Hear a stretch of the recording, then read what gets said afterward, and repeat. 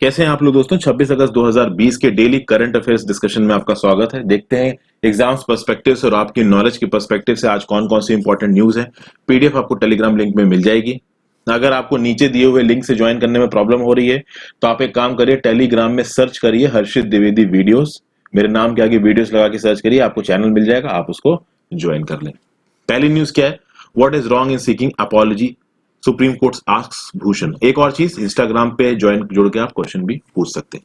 देखिए, supreme court अब अपने ही जाल में फंस गए हैं प्रशांत भूषण जी के अगेंस्ट में। सुप्रीम कोर्ट ने प्रशांत भूषण जी के अगेंस्ट में क्रिमिनल कंटेम्प्ट की प्रोसीडिंग लगा के खुद फंस गए।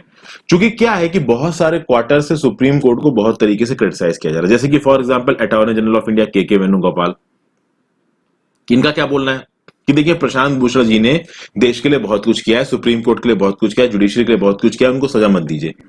फिर साथ साथ हमारे अटॉर्नी जनरल के वेणुगोपाल जी क्या बोल रहे हैं कि बहुत सारे सिटिंग जजेस ने ऑफ सुप्रीम कोर्ट और इससे पहले जो जजेस रिटायर हो चुके सुप्रीम कोर्ट के, उन्होंने कई बार सुप्रीम कोर्ट में रिफॉर्म की बात की है, कई बार सुप्रीम कोर्ट की खामियों को पॉइंट आउट किया है, कई बार रिफॉर्म के लिए सजेस्ट किया है। तो अगर क्रिटिसिज्म को आप इस तरीके से दबाओगे तो ये अच्छा प्रेसिडेंट नहीं है, इसलिए आप प्रशांत भूषण जी को सजा मत दीजिए। अभी के वेणुगोपाल जी का जो स्टेटमेंट है वो बाइंडिंग तो नहीं है सुप्रीम कोर्ट पे, बट सुप्रीम कोर्ट के ऊपर एक मॉरल प्रेशर तो आता है, देश भर से मॉरल प्रेशर आ रहा है। जैसे कि फॉर एग्जांपल राजीव धवन जी, ये सुप्रीम कोर्ट के लॉयर है, इन्होंने क्या बोला? The institution will collapse if it does not suffer criticism, if it does not suffer extreme criticism. This court can only survive on the basis of strong criticism. यानी कि supreme court तभी survive कर सकता है जब उसका criticism हो, क्योंकि जब आप क्रिटिसिज्म नहीं सर्वाइव कर सकते तब आप अपनी अप्रोच में टोटलिटेरियन हो रहे हो, डिक्टेटोरियल हो रहे हो, जो कि सही नहीं है। तो अब सुप्रीम कोर्ट खुद ही अपने जाल में फंस गए। और जो ये पैनल बना है इस कंटेम्प्ट प्रोसीडिंग्स को प्रशांत भूषण जी के अगेंस्ट सुनने के लिए, ये अब एक तरीका ढूंढ रहा है इससे बाहर निकलने का। तरीका ये ढूंढा गया कि 20 अगस्त को सुप्रीम कोर्ट ने बोला प्रशांत भूषण जी को कि आप माफी मांग लीजिए और अपने स्टेटमेंट को रिवाइज कर दीजिए। प्रशांत भूषण जी और शाणे, वो माफी मांग नहीं रहे, वो ये बोल रहे हैं, उन्होंने भाई साहब इतना जबरदस्त बैलेंस्ड स्टेटमेंट दिया जिसके बारे में मैंने कल की वीडियो में बताया था, कल की या परसों की वीडियो में, आप उस वीडियो को देखिए जाके। अब सुप्रीम कोर्ट अपने जाल में फंस गए। अब सुप्रीम कोर्ट यहां पे मॉरल स्टेटमेंट दे रहा है। कल जो हियरिंग हुई, ट्यूसडे को जो हियरिंग हुई सुप्रीम कोर्ट में, वहां पे सुप्रीम कोर्ट कह रहा है कि we wonder the consistent resolve shown by the civil right lawyer Prashant Bhushan in non-tendering an apology in the face of contempt। मतलब सुप्रीम कोर्ट प्रशांत भूषण जी से बोल रहे हैं कि मान लीजिए आपके किसी स्टेटमेंट से किसी को हर्ट हो गया, तो आपके अपॉलॉजी मांगने से आप छोटे तो हो नहीं जाओगे ना। क्या आप कोई पाप कर दोगे अपॉलॉजी मांग के? क्या आप गिल्ट को एडमिट कर लोगे अपॉलॉजी मान के? आप क्या करना चाह रहे हो? अपॉलॉजी तो एक ऐसा मैजिकल वर्ड है कि सॉरी बोलने से बड़ी बड़ी प्रॉब्लम्स ठीक हो जाती हैं, चोटें ठीक हो जाती हैं, और आप महात्मा गांधी की कैटेगरी में पहुंच जाते हो अगर आप अपोलोजाइज कर लेते हो। फिर भी आप ये अपोलोजाइज करने से मना कर रहे हो, ये किसने बोला? जस्टिस अरुण मिश्रा जी ने। और ध्यान दीजिए दोस्तों, यहां पे प्रशांत भूषण जी के अगेंस्ट में 2 क्रिमिनल कंटेम्प्ट की प्रोसीडिंग चल रही है। ये जो क्रिमिनल कंटेंट की प्रोसीडिंग है जिसपे अभी बहस हो रही, जिसको अरुण मिश्रा जी लीड कर रहे हैं, इसमें प्रशांत भूषण जी के ऊपर इल्जाम लगाया है कि उन्होंने जो चीफ जस्टिस ऑफ इंडिया की जो 2 फोटोज थी उनको ट्वीट किया था। बोबड़े जी की जो 2 फोटोज थी कि वो किसी लेजिस्लेटर की बड़ी सी बाइक के ऊपर बैठे हैं और वहां सुप्रीम कोर्ट काम नहीं कर रहा है, तो सुप्रीम कोर्ट के ऊपर और बोबड़े साहब के ऊपर उन्होंने इल्जाम उठाया। तो ये जो क्रिमिनल कंटेंट की प्रोसीडिंग है ये उसके ऊपर चल रही है। जो दूसरे क्रिमिनल कंटेम्प्ट का जो केस है 2009 का, उसके लिए हियरिंग कब है? 10 सितंबर को। यानी प्रशांत भूषण जी अभी निकले नहीं है मुसीबत से। 10 सितंबर को एक और क्रिमिनल कंटेंट में हियरिंग है, ये पहले क्रिमिनल कंटेंट में हियरिंग चल रही है। तो कुल मिला के अरुण मिश्रा जी और जो बाकी सुप्रीम कोर्ट के जैसा साफ साफ पता चल रहा था कि भाई एक अपॉलॉजी दो और हम तुमको छोड़ दें, मैटर यहां खत्म करो, लेकिन प्रशांत भूषण साहब ने अपॉलॉजी दी ही नहीं। अब सुप्रीम कोर्ट अपने जाल में फंस गया। यहां पे बोला क्या जा रहा है कि अगर सुप्रीम कोर्ट सजा दे देता है प्रशांत भूषण जी को, तो प्रशांत भूषण जी यहां पे शहीद बन जाएंगे, मार्टियर बन जाएंगे। ये किसने बोला है? ये बोला है लॉयर ऑफ प्रशांत भूषण जी ने। Lawyer of Prashant Bhushan ji court में खड़े होकर क्या बोल रहा है कि देखिए, अगर आप प्रशांत भूषण जी को सजा दे देते हो तो प्रशांत भूषण जी शहीद बन जाएंगे और आप तानाशाह बन जाओगे। तो सुप्रीम कोर्ट का क्रिटिसिज्म हुआ और सुप्रीम कोर्ट ने क्रिटिसिज्म को झेला।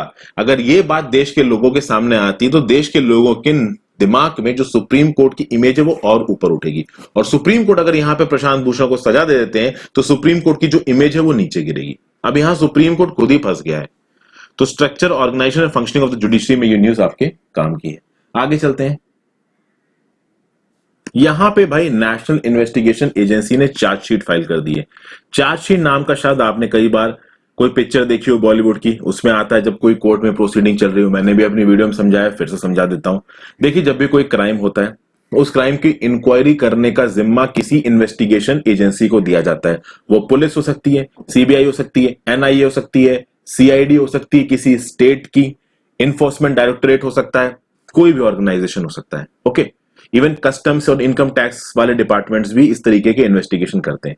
इस इन्वेस्टिगेशन के आधार पर जो भी इन्वेस्टिगेशन अथॉरिटी इन्वेस्टिगेशन कर रही है, सबूत इकट्ठा करेगी, इंक्वायरी करेगी, फील्ड में जाएगी और पूरा एक कच्चा चिट्टा निकाल के बताएगी कि हाँ भाई, हमने इस इंक्वायरी के दौरान ये पाया और हमें लगता है कि ये दोषी है।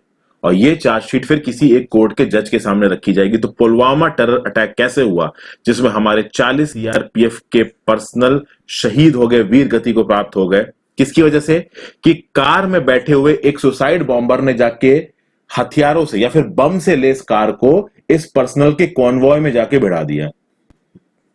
धमाका हुआ और हमारे 40 जवान शहीद हो गए। 13,000 पन्नों की ये चार्जशीट है। जम्मू कोर्ट में इसको फाइल कर दिया गया है। इस चार्जशीट में साफ साफ कहा गया है कि इस अटैक की responsibility Pakistan based group Jaish e Mohammed पे है और पाकिस्तानी इस्टेब्लिशमेंट पे, मतलब पाकिस्तानी गवर्नमेंट का सपोर्ट था इस चीज को। और 2016 से ये लोग इस चीज की प्लानिंग कर रहे थे। ओके, ये जो बस थी 14 फरवरी 2019 को जवान्स को लेकर जा रही थी, जिसमें इस कार को लाके भिड़ाया गया जम्मू श्रीनगर हाईवे पे। इसमें 200 किलो आईईडी था। अब यहां पे एक बहुत बड़ा सवाल उठता है कि ये जो 200 किलो आईईडी था, ये आया कैसे कश्मीर में? क्योंकि कश्मीर में ऑब्वियस ही बात है, इंडियन फोर्सेस बहुत मात्रा में डिप्लॉयड है। तो जो इंडियन फोर्सेस हैं, जो इंटेलिजेंस एजेंसीज हैं, बहुत एक्टिव है कश्मीर में। तो ये सुनने में आ रहा है कि इतना ज्यादा एक्सप्लोसिव, ये जो हाई ग्रेड आरडीएक्स एक्सप्लोसिव था, ये इन्फिल्ट्रेशन के थ्रू आया था। ठीक है ना? आप देखिए, जो पाकिस्तानी ये जो टेररिस्ट हैं, मार्च से लेके मई 2018 में थोड़े थोड़े ग्रुप्स में टेररिस्ट इंडिया के अंदर घुसे, थोड़ा थोड़ा आरडीएक्स लेके। और जब वो आरडीएक्स इकट्ठा हो गया, उसके बाद यहां पे इन्होंने इस तरीके के अटैक्स अटेम्प्ट किए। पहला अटैक जो अटेम्प्ट करने की कोशिश करी जा रही थी, वो 6 फरवरी को करी जा रही थी, बट 6 फरवरी को स्नोफॉल था, इसलिए शायद प्लान सबवर्ट हो गया होगा या फिर उनका अटैक फेल हो गया होगा। और फाइनल अटैक 14 फरवरी को हुआ, जो कि सक्सेसफुल हो गया। अभी देखिए, इस केस में जम्मू एंड कोर्ट क्या अपना डिसीजन सुनाता है, बट साफ साफ ये पता लगा गया है कि भैया पाकिस्तान इसमें सीधे सीधे इन्वॉल्व था। केवल टेरर बेस्ड ग्रुप नहीं, पाकिस्तान की एस्टैब्लिशमेंट इसमें इन्वॉल्व थी। ये जो जैश ए मोहम्मद ग्रुप है, इसका जो हेड है मसूद अजहर, उसके बाद सिक्योरिटी फोर्सेस भी एक्टिवेट हो गई। और मसूद अजहर के बहुत से रिलेटिव जो कि डायरेक्टली जैश ए मोहम्मद में से लिंक्ड हैं और कश्मीर में इंसर्जेंसी फैलाने के लिए रिस्पॉन्सिबल थे, उनको सिक्योरिटी फोर्सेस ने ढूंढ ढूंढ के मारा है। ऑब्वियसली बात है, जब सिक्योरिटी फोर्सेस एक्टिवेट होंगी तो अच्छे खासे लोगों को भी हालत खराब कर देती हैं। आगे चलते हैं। Economy to shrink in Q2 says RBI report. सबसे पहले तो नीचे बताइए मुझे कमेंट सेक्शन में Q2 कौन से महीने से लेके कौन से महीने तक चलता है। अभी देखिए, रिजर्व बैंक ऑफ इंडिया ने एक रिपोर्ट रिलीज की, जिसके चलते उन्होंने कहा है कि कोविड-19 के पैंडेमिक के चलते सेकेंड क्वार्टर में थोड़ा और इकोनॉमिक कॉन्ट्रैक्शन देखने को मिल सकता है। और ये इकोनॉमिक कॉन्ट्रैक्शन देखने के लिए इसलिए मिला है क्योंकि जो हमारी जनता है वो कंज्यूम नहीं कर रही है, जो कंजम्पशन एक्सपेंडिचर है वो घटा है। ये एनुअल रिपोर्ट है 2019-20 की, जो कि अभी ट्यूसडे को रिलीज हुई थी। अभी कंजम्पशन एक्सपेंडिचर क्या हो गया? देखिए दोस्तों, हम जब कमाते हैं तो कमाने के बाद चीजों को खरीदते हैं। फॉर एग्जाम्पल, अभी बहुत सारे लोगों का प्लान होगा कि भाई कार खरीदेंगे, स्विफ्ट कार खरीदेंगे। एकदम से कोविड-19 का पैंडेमिक लगा, लोगों की नौकरियां चली गई। जब लोगों की नौकरियां चल गई, उनके पास पैसे नहीं आए। जब उनके पास पैसे नहीं आए तो उन्होंने कार खरीदने का प्लान ड्रॉप कर दिया। इस तरीके की बहुत चीजों की प्लानिंग ड्रॉप हो गई थी। सिर्फ जो कंजम्पशन एक्सपेंडिचर है, ये जो आपका ईटेबल्स होते हैं, खाने पीने की जो चीजें होती, इसमें ड्रॉप नहीं हुआ। ग्रोसरीज, इनमें बढ़ा है। बाकी हर फील्ड में कहीं ना कहीं कंजम्पशन ड्रॉप को देखा गया है। अभी शुरुआत में लॉकडाउन लगा, लॉकडाउन के बाद थोड़ा अपटिक भी देखा गया। मई और जून के समय पे ऐसा लगा कि हाँ भाई कंजम्पशन उठ रहा है, बट आप देखेंगे जुलाई अगस्त का जब डाटा रिलीज हुआ तो कंजम्पशन फिर से नीचे गिरता नजर आ रहा है।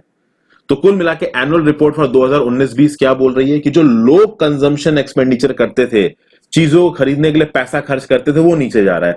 तो अब एक ऑप्शन बचता है कि गवर्नमेंट कंजम्पशन को बढ़ाया जाए। ओके, अब सवाल उठता है कि गवर्नमेंट कंजम्पशन को बढ़ाया जाए, इसका क्या मतलब है? मतलब कि भैया गवर्नमेंट इकोनॉमी में पैसा को पंप इन करे, गवर्नमेंट इस तरीके के मेजर्स को लेके आए जिससे लोगों की जेब में पैसा आए, और जब लोगों की जेब में पैसा आएगा तो वो ज्यादा खत्म करेंगे। लेकिन इसमें बहुत सारी प्रॉब्लम्स है। देखिए, लोगों की जेब में अगर आप पैसा ज्यादा डालते हो तो उससे इन्फ्लेशन बढ़ने के चांसेस हैं।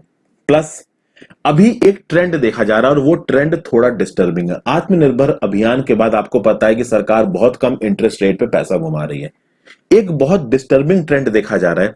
ये जो पैसा है वो जो बहुत बड़े बड़े कॉर्पोरेट्स हैं, जैसे कि for example Reliance industries limited हो गया, एल-एन-टी हो गया, क्लार्सन एंड ट्यूब्रो, और जो बहुत बड़े बड़े कॉर्पोरेट्स हैं वो बहुत बल्क में पैसा बहुत कम इंटरेस्ट रेट पे उठा रहे हैं। लेकिन जो एमएसएमई सेक्टर है वो इतना ज्यादा इन्वॉल्व नहीं हो रहा है स्पेंडिंग में, सॉरी ये पैसे को उठाने में मार्केट से। जरूरी ये है, देखिए हमारी जो जॉब सेक्टर है वो निकलता है इस एमएसएमई से, इन एमएसएमईज को उठाना जरूरी है।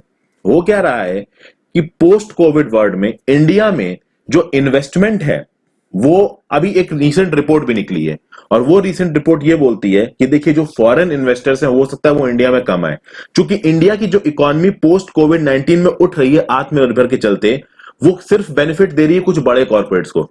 जो छोटे लोग हैं, जो छोटे लेवल पे बिजनेसेस ऑपरेट कर रहे हैं, जो एमएसएमईज हैं, वो ज्यादा इन्वेस्टमेंट नहीं कर रहे हैं, वो पैसा मार्केट से नहीं उठा रहे हैं, क्योंकि उनको डर लग रहा है कि डिमांड उठेगी नहीं। जो बड़े कॉर्पोरेट्स है वो गवर्नमेंट की स्कीम के फायदे को ज्यादा तेजी से उठा रहे हैं। तो इसके चलते ये बोल रहा जा रहा है कि जो इनइक्वालिटी इंडेक्स है, जो गिनी कोफिशिएंट है, वो बहुत बुरा हो सकता है आने वाले समय में इंडिया में। यानी इंडिया हो सकता है कि कोविड 19 के पैंडेमिक के बाद जब उभर के सामने आए तो हो सकता है इनइक्वालिटी ज्यादा बढ़ गई हो। ये एक बात कही गई है। अच्छा, ये जो Q2 में जो इकोनॉमी श्रिंक होगी, इसको कैलकुलेट करने के लिए किस डाटा को इस्तेमाल किया गया? तो ई-वे बिल्स को इस्तेमाल किया गया। E-way bills are a marker of domestic trading activity. अभी ये ई-वे बिल्स क्या होते हैं दोस्तों, इसको समझना जरूरी है। देखिए, अगर आपने अपने आप को एज अ जीएसटी में रजिस्टर कर रखा है, मतलब आपका कोई बिजनेस है, आपने जीएसटीएन नंबर ले रखा है, अब आपने GSTN number as a proprietor ले रखा हो, पार्टनरशिप ले रखा हो, एलएलपी पार्टनरशिप ले रखा हो, प्राइवेट लिमिटेड ले रखा हो, किसी भी तरीके से ले रखा हो, फर्क नहीं पड़ता, आपके पास एक जीएसटी रजिस्ट्रेशन नंबर है, मतलब आप बिजनेसमैन हो। तो अगर आप बिजनेसमैन हो तो 50,000 रुपए की चीजों को अगर आप एक जगह से दूसरी जगह ट्रांसफर करते हो तो आपको ई-वे बिल जनरेट करना पड़ेगा। यानी कि मैं मान लीजिए मुंबई में रहता हूं और मेरे पास कोई जीएसटी रजिस्ट्रेशन नंबर नहीं है, मैं लखनऊ रीलोकेट कर रहा हूं, तो मैंने एक ट्राला बुक किया, उसमें अपने घर के सामान को भरा और उस ट्राले को मैंने भेज दिया कहां पे? अपना लखनऊ, ठीक है, अपना सामान ट्रांसफर करने के लिए। तो वो जो मेरा सामान है, ऑब्वियस सी बात है, उसकी जो टोटल वैल्यू होगी 50,000 रुपए से ज्यादा होगी। उसमें फ्रिज होगा, उसमें बेड होगा, उसमें एसी होगा, बहुत सी चीजें होंगी।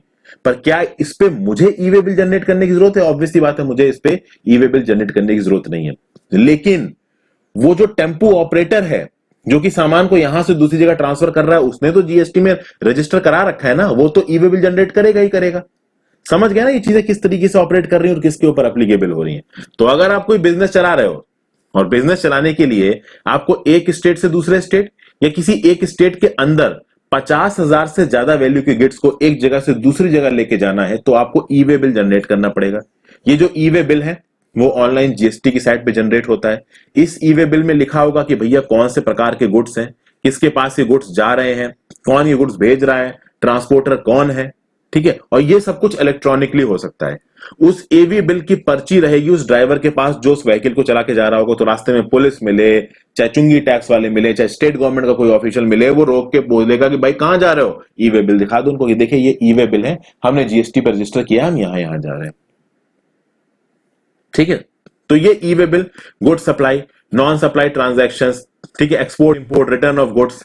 फॉर एग्जांपल अभी लखनऊ में कोई चीज बनी और मुंबई के नावा शेवा से उसको एक्सपोर्ट करना है अमेरिका, तो ऑब्वियसली बात है मुंबई नावा शेवा तक उसको छोड़ने जाना और निकल रहा है वो लखनऊ से, तो उस गाड़ी वाले को ई-वे बिल लेना पड़ेगा कि हाँ भाई ये सामान एक्सपोर्ट के लिए बाहर जाना है। उसी तरीके से मान लीजिए चेन्नई के पोर्ट पे कोई सामान यूएस से आके डॉक हुआ, अब उस सामान को लेके जाना है फैजाबाद, तो ई-वे बिल जनरेट करना पड़ेगा फैजाबाद जाने के लिए गाड़ी वाले को। तो ये ई-वे बिल होता है। ई-वे बिल एक जगह से दूसरी जगह सामान कैसे लेके जाया जा रहा है, क्या सामान लेके जाया जा रहा है, कितने का सामान लेके जाया जा रहा है, ये सब ई-वे बिल में लिखा होता है। और ई-वे बिल एक बहुत अच्छा इंडिकेटर होता है ये बताने के लिए कि भैया हमारी इकोनॉमी में क्या क्या प्रोडक्शन प्रोसेस हो रहे हैं, कैसे प्रोडक्शन हो रहा है, कहां से चीजें लेके जाई जा रही, कितना इंपोर्ट कितना एक्सपोर्ट, इन सब चीजों के लिए ई वे एक बहुत अच्छा इंडिकेटर है। General studies paper 3 Indian economy में ये चीज आपको मदद करेगी। एक न्यूज है, Capitals air quality improves but still worst among big cities. Pandemic के चलते लॉकडाउन लगा था, लॉकडाउन के चलते एमिशन कम हुआ। भाई एमिशन कम हुआ तो पॉल्यूशन कम हुआ, लेकिन पॉल्यूशन दिल्ली में सबसे ज्यादा है कंपैरेटिवली। ये बोला गया है कि दिल्ली का पॉपुलेशन थोड़ा इंप्रूव हुआ, लेकिन जितनी भी 6 मेगा सिटीज है हमारे देश में, जिसमें आती है हैदराबाद, कलकत्ता, चेन्नई, बैंगलोर, मुंबई, दिल्ली, उसमें सबसे ज्यादा पॉपुलेशन दिल्ली में है। हालांकि प्री कोविड 19 लेवल से पॉपुलेशन कम है, बट फिर भी पॉपुलेशन ज्यादा है दिल्ली की। जो पीएम 2.5 लेवल से दिल्ली के वो बहुत खराब है। ओके, तो अभी ये बात बोली जाए, देखिए ये सबको पता है सर कि पीएम 2.5 दिल्ली में खराब है, पीएम 10 दिल्ली में खराब है, दिल्ली की हवा तो वैसे ही खराब है, इसमें आप नया क्यों बता रहे हो? नया मैं इसलिए बता रहा हूं क्योंकि ये जो न्यूज निकली है, ये एक एनालिसिस करी है किसने? Centre for science and environment ने।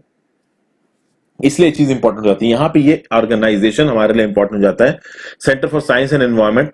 क्योंकि ये एनवायरनमेंट के फील्ड से एसोसिएटेड है, तो इससे रिलेटेड क्वेश्चंस यूपीएससी प्रीलिम्स में बन सकते हैं। आपको पता भी होना चाहिए क्या है। This is basically a not for profit public interest research and advocacy organisation based in New Delhi. Think tank की तरह भी ये काम करता है, एनवायरमेंटल डेवलपमेंट इश्यूज पे काम करता है, क्लाइमेट शिफ्ट को मेजर करना, बहुत सारी चीजों पे काम करता है, आप ये पढ़ सकते हो। 1980 में इसको स्टैब्लिश किया गया। ये जो नारायण जी हैं वो उसकी हेड है। खास बात दोस्तों ये है कि जो कोक और पेप्सी की जो सॉफ्ट ड्रिंक्स हैं, इनके अंदर पेस्टिसाइड्स लेवल पाए गए थे। एक न्यूज उठी थी, आपको नहीं याद होगा। तो ये जो पेप्सी के अंदर, कोका कोला के अंदर जो पेस्टिसाइड लेवल्स पाए गए थे, इस न्यूज को उठाने वाला, लोगों को बताने वाला कौन सा ऑर्गेनाइजेशन था? ये सीएसई था। ये सीएसई ऑर्गेनाइजेशन एक चीज के लिए और इंपॉर्टेंट हो जाता है कि डाउन टू अर्थ करके एक एनवायरमेंटल पब्लिकेशन आता है। उस डाउन टू अर्थ नाम की जो मैगजीन है ना, उसको पब्लिश करने में सीएसई एक बहुत लिमिट तक हेल्प करता है, इनपुट्स प्रोवाइड करता है और नॉलेज बेस्ड एक्टिविज्म को प्रमोट करता है सीएसई। 2018 में इसको Indira Gandhi prize for peace, disarmament and development भी मिला था। General studies paper 3 environmental pollution and degradation में ये चीज आपको काम आएगी। आगे चलते हैं। अरुणाचल प्रदेश छठा शेड्यूल का स्टेटस मांग रहा है। अभी देखिए, अरुणाचल प्रदेश में जो सरकार है वो भारतीय जनता पार्टी की सरकार है। उनके सीएम 41 लोग स्टेट लेजिस्लेटिव असेंबली में भारतीय जनता पार्टी के। बताइए अरुणाचल प्रदेश की स्टेट लेजिस्लेटिव असेंबली में कितने मेंबर्स हैं? नीचे कमेंट बॉक्स में। अभी के लिए देखा जाए, अरुणाचल प्रदेश में बहुत सारी ट्राइब्स मिलती हैं। अभी ट्राइबल एरियाज की बात की जाए तो हमारे संविधान के 5वें शेड्यूल में और 6ठे शेड्यूल में ट्राइब्स के लिए बहुत सारी चीजें रखी गई हैं। 6th शेड्यूल में आते हैं AMTM, इसकी भी बात करेंगे। 5th शेड्यूल में फिलहाल के लिए अरुणाचल प्रदेश का कोई इलाका नहीं है। अरुणाचल प्रदेश में 2 ऑटोनॉमस रीजन की बात हो रही है। बेसिकली 2 ऑटोनॉमस काउंसिल बनाने की बात हो रही है। एक मून ऑटोनॉमस रीजन एक वेस्टर्न पार्ट में, एक Patkai autonomous council eastern part में। मैं कई बार अपने एडिटोरियल्स में, करंट अफेयर्स में इनकी फोटोज दिखा चुका हूं। अभी के लिए क्या बोला जा रहा है कि देखिए, अब अरुणाचल प्रदेश को 6th शेड्यूल का जो स्टेटस देना बहुत जरूरी है। अभी के लिए क्या अरुणाचल प्रदेश के पास कोई स्पेसिफिक राइट अवेलेबल है? बिल्कुल, इनर लाइन परमिट अवेलेबल है। इनर लाइन परमिट, ये जो परमिट है, ये किसके थ्रू रखा जाता है? तो ये Bengal eastern frontier regulation act of 1873 के थ्रू रखा जाता है। यानी मेरे और आपके जैसे कोई लोग जो कि अरुणाचल प्रदेश में नहीं रहते हैं, अगर उनको अरुणाचल प्रदेश में जाना है तो सरकार से इनर लाइन परमिट देना पड़ेगा। तो स्टेट गवर्नमेंट एक परमिट इशू करेगी आपको अरुणाचल प्रदेश में आने के लिए। आप टूरिज्म के पर्पज से जा रहे हो या किसी और पर्पज से जा रहे हो, किसी से मिलने जा रहे हो, किसी भी चीज के लिए, ये बात बोली गई यहां पे। तो अब बीजेपी के जो पार्टी मेंबर्स हैं, जो कि स्टेट लेजिस्लेचर में डोमिनेट करते हैं इस समय पे, बीजेपी की सरकार है, वो ये कह रही है कि देखिए, ये जो इनर लाइन परमिट वाला जो आपने प्रिविलेज दे रखा है अरुणाचल प्रदेश को, ये काफी नहीं है। हमें 6th शेड्यूल का स्टेटस चाहिए। 6th शेड्यूल के स्टेटस से इनको मिलेगा क्या? बहुत कुछ मिलेगा दोस्तों। फर्स्ट ऑफ ऑल, अभी के लिए 6th शेड्यूल आसाम, मेघालय, त्रिपुरा, मिजोरम को कवर करता है। मैं कई बार बता चुका हूं, जो एग्जैक्ट आर्टिकल्स हैं वो है 244(2), 275(1). बोर्दोलोई कमेटी के बोलने पे कॉन्स्टिट्यूएंट असेंबली ने 6th शेड्यूल को इंक्लूड किया था। ऑटोनॉमस रीजनल काउंसिल्स और ऑटोनॉमस डिस्ट्रिक्ट काउंसिल्स बन सकती हैं उन स्टेट्स में जहां पे 6ठा शेड्यूल है, और इन काउंसिल्स को अपने अपने एरिया ऑफ लेजिस्लेटिव फ्रेमवर्क में ऑटोनॉमी मिलेगी। वहां पे स्टेट गवर्नमेंट के और पार्लियामेंट के लॉस एप्लीकेबल नहीं होंगे। हालांकि उनकी ताकत स्पेसिफिकली कितनी होगी ये गवर्नर डिसाइड करेगा उस स्टेट का, और कुछ हद तक स्टेट लेजिस्लेचर डिसाइड करेगा। तो अब अरुणाचल प्रदेश की रूलिंग कंपनसेशन साफ साफ ये बोल रही है कि इनर लाइन परमिट से हमको ज्यादा चाहिए।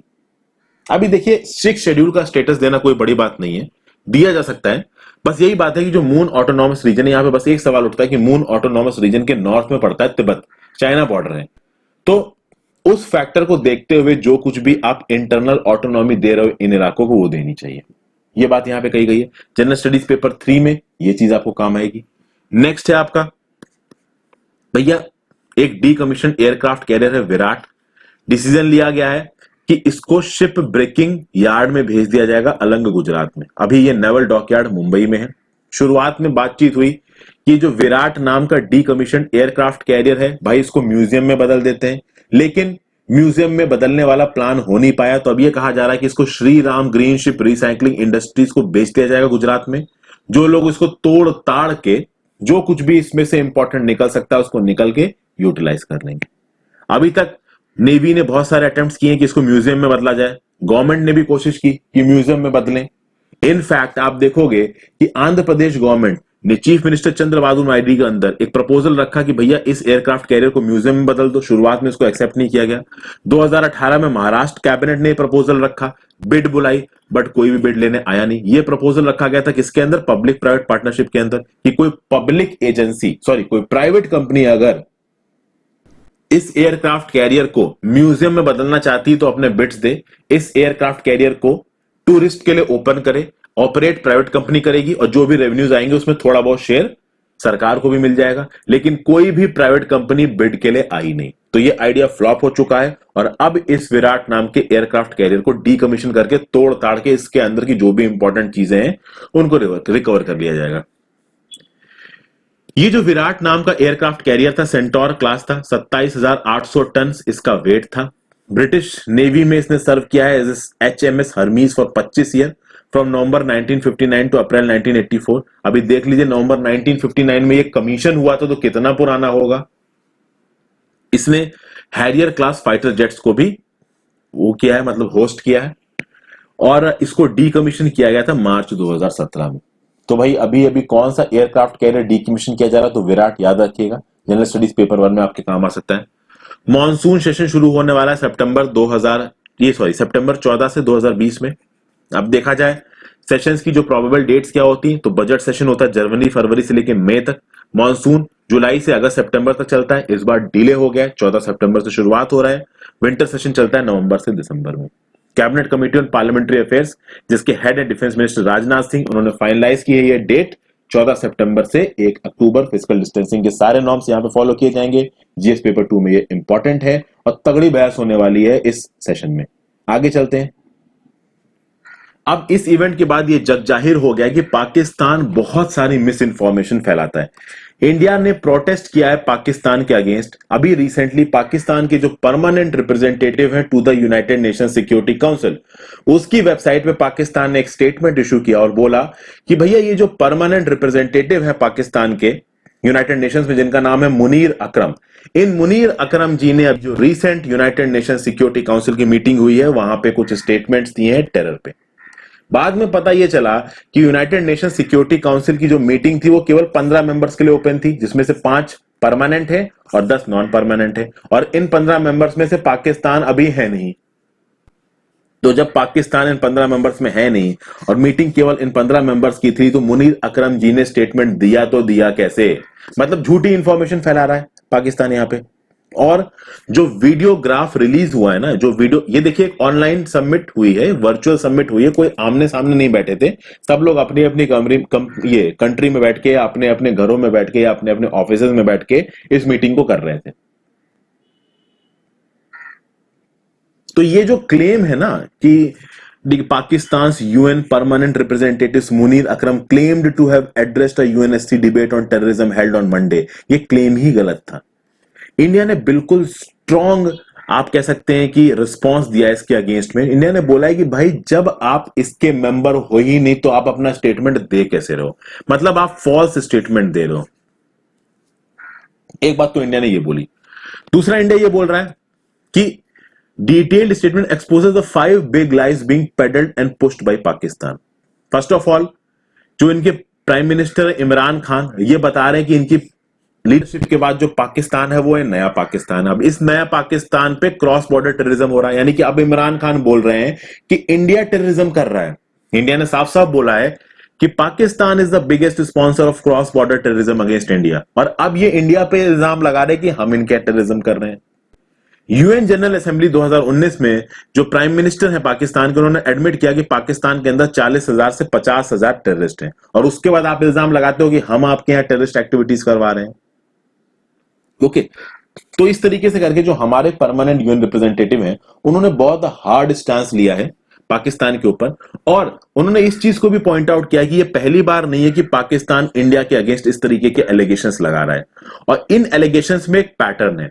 पाकिस्तान ये जो एलिगेशंस लगाता है इंडिया में, वो अभी के लिए क्यों लगा रहा है? क्योंकि जनवरी 2021 से India United Nations security council का नॉन परमानेंट मेंबर होने वाला है। तो चूंकि India United Nation Security council का नॉन परमानेंट मेंबर होने वाला है जो जनवरी 2021 से, इसीलिए पाकिस्तान इंडिया के ऊपर क्लेम कर रहा है। उसके बाद अभी क्या है कि देखिए, फाइनेंशियल एक्शन टास्क फोर्स ये मनी लॉन्ड्रिंग और टेररिस्ट फाइनेंसिंग पे बहुत सारी रिपोर्ट्स रिलीज करता है, समय समय पे इंक्वायरी कंडक्ट कराता है। अभी पाकिस्तान को तो ग्रे लिस्ट में डाला ही गया है, और अक्टूबर की मीटिंग में ये डिसाइड होगा कि भाई आगे इसको ब्लैकलिस्ट करना है कि नहीं करना है। अभी अक्टूबर की मीटिंग में इस बात पे भी डिसीजन लिया जाएगा कि जो बाकी कंट्रीज हैं वो सब लोग मनी लॉन्ड्रिंग को रोकने के लिए स्पेसिफिक स्टेप्स ले रहे हैं कि नहीं ले रहे हैं, और इंडिया को भी रिकॉग्नाइज किया जाएगा। तो यहां पे पाकिस्तान इंडिया को मेलाइन करने की कोशिश कर रहा है ताकि FATF इंडिया के ऊपर भी कुछ एक्शन ले। तो इस तरीके की एक्टिविटीज पाकिस्तान रेगुलरली करता रहता है, ठीक है ना। इंडिया के अगेंस्ट जो भी स्टैंड पाकिस्तान ले सकता है इंटरनेशनल फोरम में, वो हमेशा लेता है। तो ये एक न्यूज थी जनरल स्टडीज पेपर 3 में, आपको काम आएगी। जल्दी जल्दी मैं चीजें आपको बताता हूं दोस्तों, गला थक जाता है। प्लीज मैं आपसे रिक्वेस्ट करूंगा इन वीडियोस को शेयर करें। Thank you for watching. अपने व्यू पॉइंट जरूर दीजिए। Good bye.